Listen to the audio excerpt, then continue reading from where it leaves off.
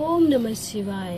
श्री शिवाय नमस्तुभ्यम। हर हर महादेव। संतान सप्तमी का व्रत पूजन। देखिए, नाम से ही हमें ज्ञात होता है, हमें पता चलता है कि यह व्रत संतान के लिए किया जाता है। जिनकी संतान नहीं है वो इस संतान प्राप्ति के लिए यह व्रत और पूजन करते हैं, और जिनके संतान है वो अपनी संतान के उन्नत भविष्य के लिए, अच्छे स्वास्थ्य के लिए, उनकी रक्षा के लिए यह व्रत करते हैं। इसे दुबड़ी साते भी कहा जाता है। संतान सप्तमी का व्रत भाद्रपद मास के शुक्ल पक्ष की सप्तमी तिथि को किया जाता है। इस दिन महादेव और माता पार्वती की पूजा की जाती है। इस पूजन को आप सुबह या शाम किसी भी समय कर सकते हैं। राहु काल में इसे ना करें। आइए अब आरंभ करते हैं कि हमें इसका पूजन कैसे करना है। सबसे पहले हमें चौकी लगा लेनी है। कोई भी वस्त्र हमें बिछा लेना है। देखिए, हमने चौकी बिछा ली है। लाल रंग का वस्त्र हमने बिछा लिया है, इस पे चौकी लगा ली है। चावल या फूलों का आसन दे करके भगवान शिव परिवार को विराजमान कर दिया है। सभी को हमें अभी जो है सभी का हम आह्वान करेंगे, देवी देवताओं का आह्वान करेंगे। इसमें इस जो संतान सप्तमी है, इसमें मिट्टी की मूर्तियों का पूजन किया जाता है। आप मिट्टी के गणेश जी, माता पार्वती और भगवान शिव जी की मूर्तियां बना लें। अगर आपके पास मूर्तियां नहीं है, नहीं बना पा रहे हैं, तो आप फोटो से भी, मैंने यहाँ फोटो से भी पूजा की है, तो आप भी फोटो से पूजा कर सकते हैं।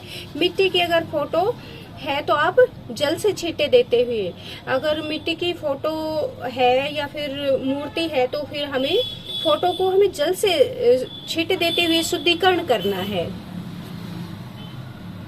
और इसके बाद हमने, अगर आपके पास मिट्टी की बनी हुई मूर्तियां आपने बना ली हैं, तो उनको आप भावपूर्ण रूप से स्नान कराएंगे, पंचामृत से करवाएंगे, शुद्ध जल से करवाएंगे, 3 बार उनका अभिषेक करेंगे।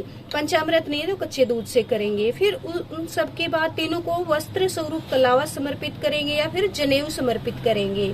आप रोली से गणेश जी, माता पार्वती को तिलक करेंगे, और भगवान शिव जी को है हम चंदन से या फिर भस्म से तिलक करेंगे। संतान सप्तमी के दिन दुर्वा घास का विशेष महत्व होता है, तो गणेश जी को दुर्वा घास अवश्य समर्पित करें। अब फूल, धतूरा, बेलपत्र जो शिव को पसंद है उन सबको समर्पित करेंगे। अगर नहीं है आपके पास ये सामग्री तो आप फूलों को समर्पित करें। अब हमें माता पार्वती का श्रृंगार का सामान जो है वो हमें समर्पित करना है। माता पार्वती को हमें भावपूर्ण से उनकी पूजा करनी है। संतान सप्तमी पर चांदी का कड़ा बनाया जाता है, या फिर एक छल्ला होता है, जिनकी संतान होती है उतना कड़ा या फिर छल्ला बनाया जाता है, लिया जाता है, उसका पूजन करें। अगर आपके पास वो कड़ा नहीं है तो फिर आप कलावा लेकर उसे 7 गांठें लगाकर डोरा बना ले। आप इस डोरे का पूजन करेंगे। फिर पूजा के बाद सीधे हाथ में पहन लेंगे।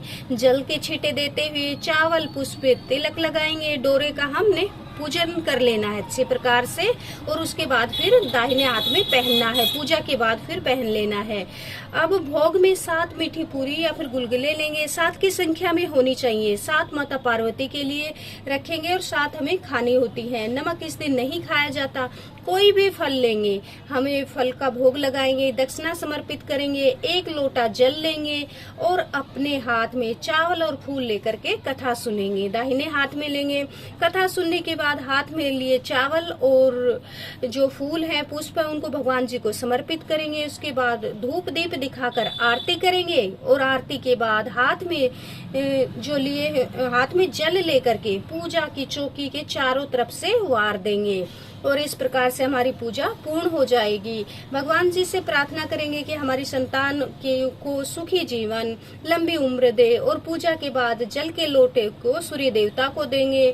डोरे को पहन लेंगे। व्रत में मिठाई खाना होता है, और जो सूर्य देवता को हमने जल देना है, और बाकी की जो मूर्तियों को है उनको बाहर विसर्जित कर देना। मिट्टी की मूर्तियां हैं, और फोटो को हमें रख लेना है ताकि फिर दोबारा में पूजा में प्रयोग कर सके। चौकी हमें अगले दिन उठानी है, और फिर इन सब का विसर्जन करना है। फूल है, मूर्तियां हैं मिट्टी की, विसर्जन करना है। किसी बर्तन में, अगर आपके पास बाहर में नहीं है कोई नदी तालाब, तो बर्तन में जल लेकर के उसमें फूल डालेंगे और फिर उनको उन मूर्तियों को जल में डालेंगे और किसी पौधे में डाल देंगे, वो आसानी से घुल जाएंगी।